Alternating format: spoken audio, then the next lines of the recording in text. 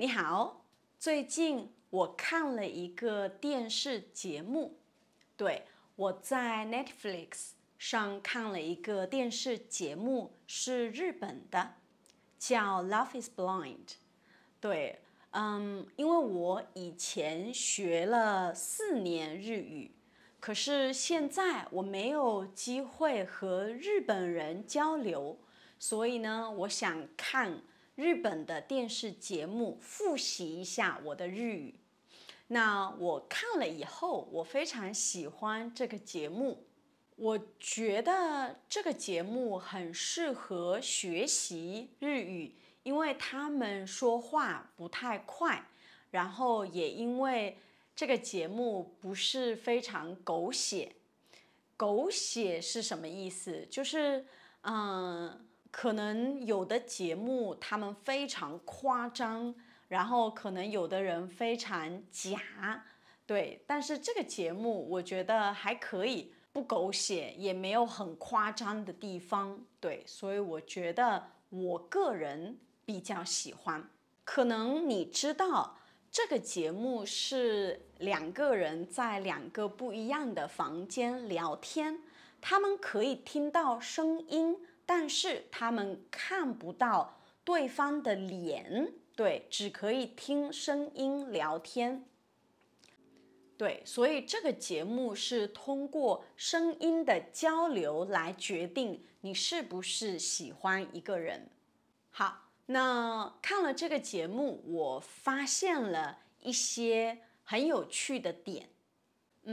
第一个就是可能以前在日本，很多女人她们结婚以后，她们就辞职不工作了，然后回家当家庭主妇。当家庭主妇就是可能你在家照顾你的孩子，然后你在家做家务、扫地或者做饭等等。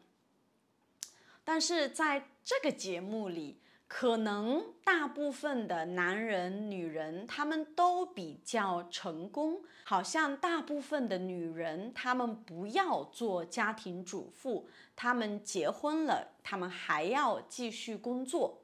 那其中有一个男的，他来这个节目，然后他告诉所有的女人，他说他可以赚钱，那他要找一个贤妻，贤妻就是一个很好的妻子，一个可以照顾家人的妻子。当然最后他没有找到一个贤妻。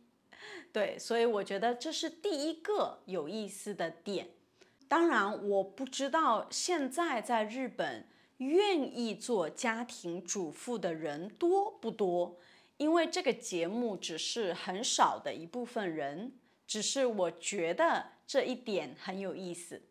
好，第二个是在这个节目，有几个男人还有几个女人，以前他们都离过婚。那我发现，如果是一个女人以前离过婚，她说的时候，她看起来好像有一点点不好意思，好像离婚是一个很大的污点，很大的黑历史。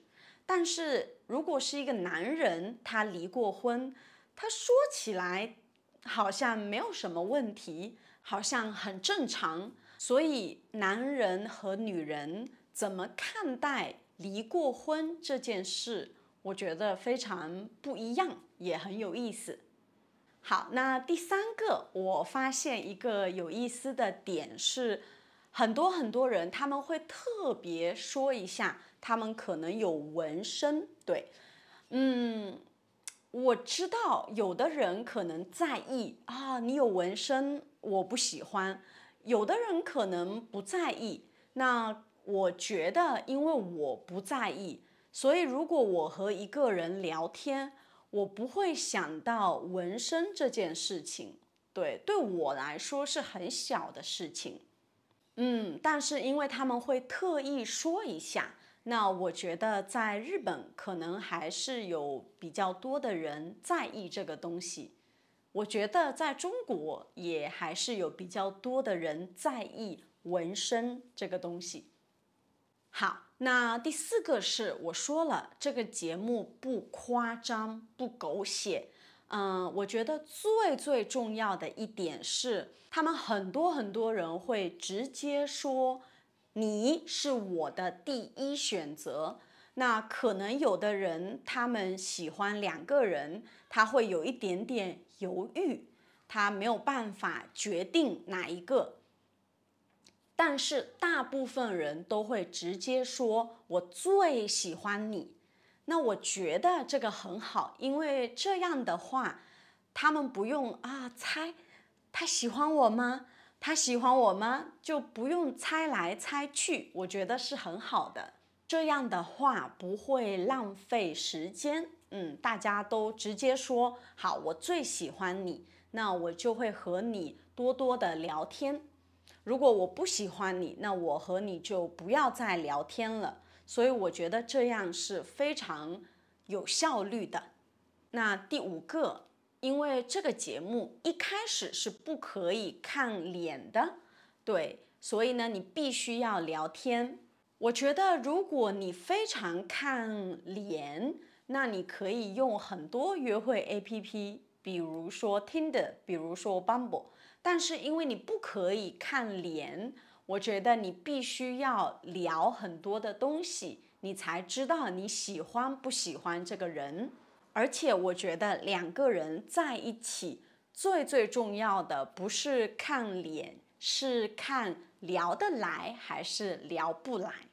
我看到这些男的时候，如果看脸，我最喜欢的人和不看脸看性格，我最喜欢的人是完全不一样的。对，所以对我来说，性格是最重要的。脸，我觉得差不多就可以。好，那你呢？你觉得你在找一个伴侣的时候，你看什么？你看脸、身高，还是他的工作，还是他的性格？你可以留言告诉我。